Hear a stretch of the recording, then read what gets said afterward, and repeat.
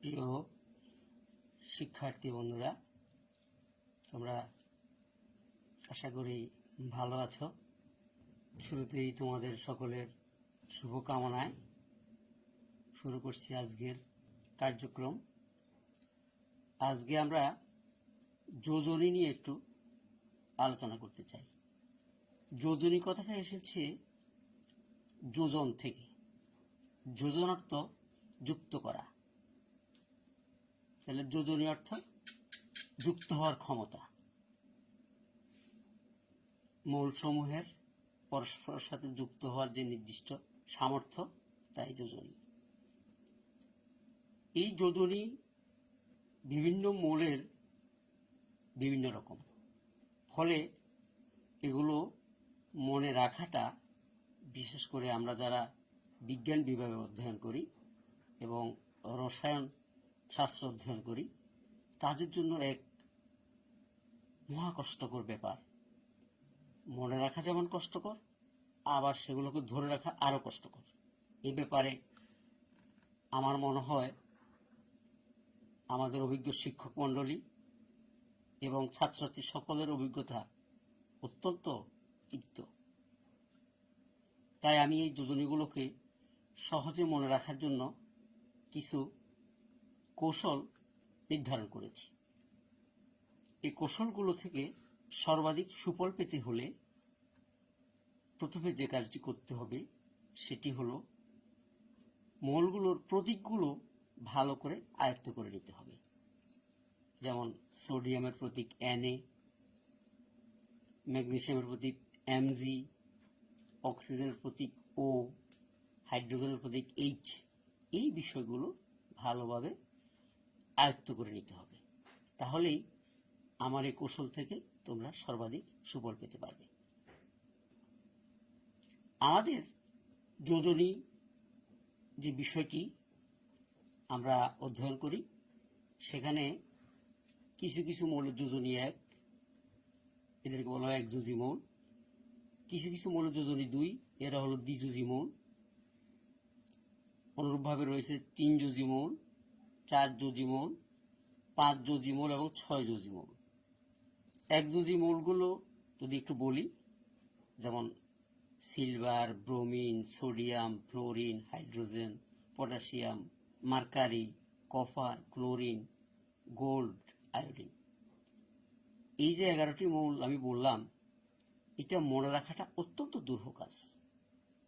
কিন্তু আমি যদি এগুলোকে একটু অন্যভাবে বলি, সেটা কিভাবে? সেটা হলো, প্রথমে একটা পংক্তি বললাম, আমি একটা পংক্তি বলবো, সেই পংক্তিটা আশা করি সবার পক্ষে খুব সহজে মনে রাখা যাবে। অতঃপর সেই পংক্তির শব্দগুলোর সাথে মৌলগুলোর নামের প্রতীককে মিলিয়ে নেব। প্রথমে একযোজী মৌলের জন্য যে পংক্তিটি আমি ঠিক করেছি সেটি বলছি। পংক্তিটি হলো, আজি বসন্ত না পুরাতে হায়, কে হাজির কুক্লেশে আমার আঙিনায়। আবার বলছি, আজি বসন্ত না পুরাতে হায়, কে হাজির কুক্লেশে আমার আঙিনায়। এবার পংক্তিটির শব্দগুলো দিকে লক্ষ্য করো।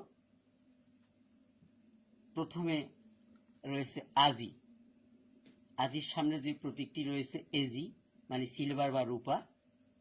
এরপর বসন্তর সামনে রয়েছে বিআর, মানে ব্রোমিন। এরপর নায়ের সামনে রয়েছে Na, মানে সোডিয়াম। ফুরাতের সামনে রয়েছে F, মানে ফ্লোরিন। হায়ের সামনে রয়েছে H, মানে হাইড্রোজেন। কে এর সামনে রয়েছে K, মানে পটাশিয়াম। হাজির এর সামনে রয়েছে Hg। Hg হলো মার্কারি বা পারদের প্রতীক। কু এর সামনে রয়েছে Cu। Cu হলো কপার বা তামার প্রতীক। ক্লেশে শব্দটার সামনে রয়েছে Cl। Cl হলো ক্লোরিনের প্রতীক। আমার এ শব্দটার সামনে রয়েছে Au।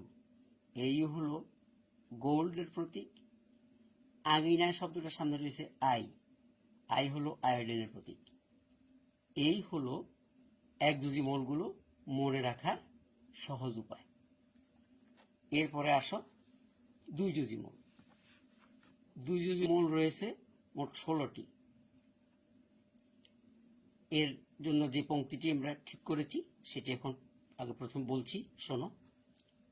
ওগো শান্ত শীতল হাজারো শ্রাবণ, কে মেনে নিবে যেন কোন কালে, ফেরারি মেঘের সোনালী কদম্ব প্লাবন।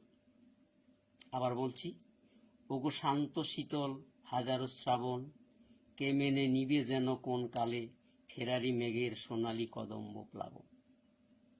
এবার একটু পংক্তিটির দিকে লক্ষ্য করো। এর প্রত্যেক শব্দের সামনে যে প্রতীকগুলো রয়েছে ওগুলোর দিকে লক্ষ্য করো। ওগো এর সামনে রয়েছে ও, ও হলো অক্সিজেনের প্রতীক। শান্ত এর সামনে রয়েছে এস, এস হলো সালফারের প্রতীক। শীতল কথাটার সামনে রয়েছে এসআই, এসআই হলো সিলিকনের প্রতীক। হাজারো সামনে রয়েছে এইচজি, এইচজি হলো মার্কারির প্রতীক। শ্রাবণ এই কথাটির সামনে রয়েছে এসআর, এসআর হলো স্ট্রনশিয়ামের প্রতীক। কে এর সামনে রয়েছে সিএ, সিএ হলো ক্যালসিয়ামের প্রতীক। মেনে এ কথাটির সামনে রয়েছে এমএন, এমএন হলো ম্যাঙ্গানিজের প্রতীক। নিবে, নিবের সামনে রয়েছে এনআই, এনআই হলো নিকেলের প্রতীক। যেন, যেন কথাটার সামনে রয়েছে জেডএন, জেডএন হলো জিঙ্ক বা দস্তার প্রতীক। কোন এই শব্দটার সামনে রয়েছে সিও, সিও হলো কোবাল্টের প্রতীক। কালে, কালে কথাটার সামনে রয়েছে সিইউ, সিইউ হলো কপার বা তামার প্রতীক। ফেরারি এই কথাটার সামনে রয়েছে এপি, এপি হলো আয়রন তার মানে লোহার প্রতীক। মেঘের এ কথার সামনে রয়েছে এমজি, এমজি হলো ম্যাগনেসিয়ামের প্রতীক। সোনালী এর সামনে রয়েছে এসএন, এসএন হলো স্টেনামের প্রতীক।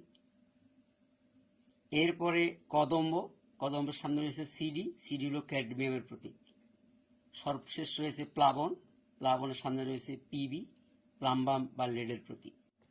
শিক্ষার্থী বন্ধুরা, এখন আমরা তিনযোজী মৌলগুলো নিয়ে কথা বলবো।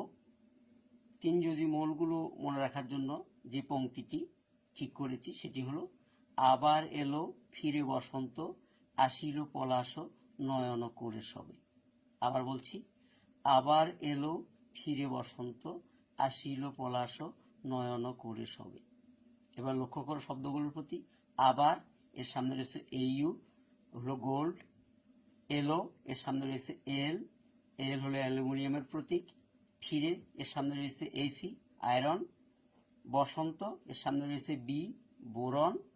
আসিল এর সামনে রয়েছে এস, এস হলো আর্সেনিকের প্রতীক। পলাশ এর শব্দটার সামনে রয়েছে পি, পি হলো ফসফরাসের প্রতীক। নয়ন, নয়ন এর সামনে রয়েছে এন, এন হলো নাইট্রোজেনের প্রতীক। করে এর সামনে রয়েছে সিআর, সিআর হলো ক্রোমিয়ামের প্রতীক। সবশেষে রয়েছে সবে, সবে কথাটার সামনে যে প্রতীকটি রয়েছে এটা হলো এসবি অ্যান্টিমনির প্রতীক। এই হলো তিনযোজী মৌলগুলো মনে রাখার উপায়। এরপরে আসো চারযোজী মৌল। চারযোজী মৌল রয়েছে 5টি। এখানে যে পংক্তিটি মনে রাখতে হবে সেটি হলো, কত শান্ত শীতল সুনীল পবন। আবার বলছি, কত শান্ত শীতল সুনীল পবন। এবার শব্দগুলোর দিকে লক্ষ্য করো। কত এর সামনে রয়েছে সি মানে কার্বনের প্রতীক। শান্ত এর সামনে আছে এস সালফারের প্রতীক। শীতল এর সামনে রয়েছে এসআই সিলিকনের প্রতীক।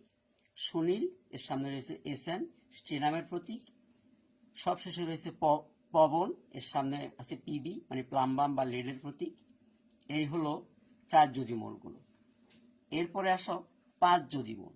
পাঁচযোজী মৌল মাত্র দুটো, একটি হলো নাইট্রোজেন আর একটি হলো ফসফরাস। এর জন্য কোনো পংক্তি মনে রাখার প্রয়োজন হবে বলে মনে করি না। সবশেষে রয়েছে ছয়যোজী মৌল, একটি মাত্র, এটি হলো সালফার। এর জন্য কোনো পংক্তির প্রয়োজন হবে না। শিক্ষার্থী বন্ধুরা, তোমরা যারা অষ্টম নবম অথবা 10ম শ্রেণীর শিক্ষার্থী, তারা এই যোজনীগুলো আয়ত্ত করতে গিয়ে এমন কিছু মৌল পাবে যেগুলো অষ্টম নবম বা 10ম শ্রেণীর হয়তো প্রয়োজন হবে না, কিন্তু তোমরা উপরের ক্লাসে গেলে এ সমস্ত মৌলগুলো তোমাদের প্রয়োজন হবে। এজন্য কিছু কিছু মৌল এখানে দেওয়া আছে যেগুলো হয়তো তোমরা এটার সাথে পরিচিত না, কিন্তু উপরের শ্রেণীতে গেলে এগুলো প্রয়োজন হবে, এই জন্য এখানে দেওয়া হয়েছে। এরপর একটু লক্ষ্য করো, দেখা গেছে যে কিছু কিছু ক্ষেত্রে একাধিক মৌলের একাধিক যোজনী রয়েছে। এটা দেখে তোমরা হয়তো একটু ঘাবড়ে যেতে পারো যে এই মৌলগুলো যোজনী একবার 1 দেখলাম, আবার 2 মধ্যেও আছে, আবার কোনো মূল যোজনী 2ও আছে, 3ও আছে। হ্যাঁ, এরকম কিছু বিষয় আছে। এই বিষয়টাকে ধরা হয় পরিবর্তনশীল যোজ্যতা বলে। যেমন কপার, কপার মূলটা যোজনী 1ও হয়, আবার 2 হয়। মার্কারি বা পারদ, এর যোজনীও 1ও হয়, 2ও হয়। আয়রনের যোজনী 2, 3। সালফারের যোজনী 2, 4, 6। নাইট্রোজেনের যোজনী 3, 5। স্টেনাম বা টিনের যোজনী 2, 4। প্লাম্বামের যোজনীও 2, 4। গোল্ডের যোজনী 1, 3। এই হলো যোজনী নিয়ে মোটামুটি আমাদের আলোচনা। আশা করি এই পংক্তিগুলো তোমরা শিখে সহজেই এই জটিল যোজনী বিষয়টাকে আয়ত্ত করে ফেলতে পারবে। তোমরা একদিনে বেশি শেখার চেষ্টা করো না, প্রতিদিন একটি মাত্র পংক্তি শিখবে এবং সংশ্লিষ্ট মূলগুলো যোজনী শিখা হয়ে যাবে। এতে তোমরা অতি সহজেই যোজনীকে আয়ত্ত করে ফেলতে পারবে। বিজ্ঞান এবং রসায়ন সম্পর্কিত পড়া তোমাদের কাছে অনেকটাই সহজ হবে। ধন্যবাদ সবাইকে।